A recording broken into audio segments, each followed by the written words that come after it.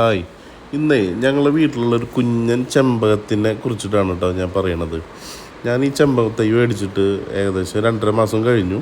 ഇത് മേടിക്കുമ്പോൾ ഒരു ചെറിയ ഗ്രോ ബാഗിലായിരുന്നു. അത് ഞങ്ങളുടെ വീട്ടിൽ മണ്ണിൽ കുഴിച്ചിട്ടിട്ട് ഏകദേശം 2.5 മാസം കഴിഞ്ഞിട്ടുണ്ട്. ഇപ്പോൾ നിറയെ മുട്ടുകൾ വന്നിരിക്കണതാണ് കേട്ടോ ഇതുമേൽ.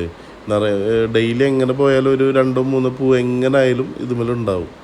പിന്നെ ഒരു ചെറിയ ഇളങ്കാറ്റ് വരുമ്പോൾ തന്നെ ഭയങ്കര മണമാണ് കേട്ടോ ഞങ്ങളുടെ വീട്ടിലൊക്കെ. അപ്പോൾ ശരിക്കും പറഞ്ഞാൽ ഇതൊരു എയർ ഫ്രഷ്നർ കൂടിയാണ് കേട്ടോ ഇത്തരം ചെമ്പകത്തൈകൾ. ഞങ്ങളൊക്കെ സ്കൂളിൽ പോണ വഴിയിൽ ഇതുപോലെ വലിയ ചെമ്പക മരത്തുമ്മൽ കയറിയിട്ട് ചെമ്പകം പൊട്ടിച്ച് സ്കൂളിൽ പോക്കറ്റിലിട്ട് കൊണ്ടുപോകാറുണ്ടായിരുന്നു. ശരിക്കും പറഞ്ഞാൽ ആ ഒരു നൊസ്റ്റാൾജിയയുടെ പേരിൽ മേടിച്ചതായിരുന്നു ഈ ഒരു ചെമ്പകത്തൈ വീട്ടിൽ കൊണ്ടുവന്ന് കുഴിച്ചിടുന്ന സമയത്താണ് 1-2 പേര് വന്നിട്ട് പറഞ്ഞു ചെമ്പകം വീട്ടിൽ നടാൻ പാടില്ല, ചെമ്പകം വലുതായി വീടിൻ്റെ മുകളിലോട്ട് പോയി കഴിഞ്ഞാൽ നട്ടാൾ മരണപ്പെടും എന്നൊക്കെ പറഞ്ഞ് പേടിപ്പിച്ചു.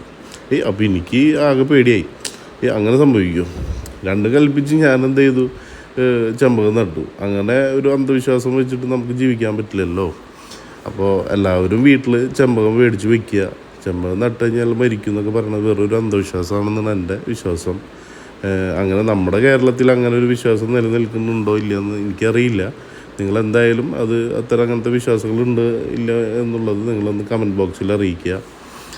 അപ്പോൾ എല്ലാവരും വീട്ടിൽ ഇത് മേടിച്ച് വയ്ക്കുക. ഇത്തരം കുഞ്ഞൻ ചെമ്പകത്തൈകൾ കിട്ടുന്നുണ്ട്.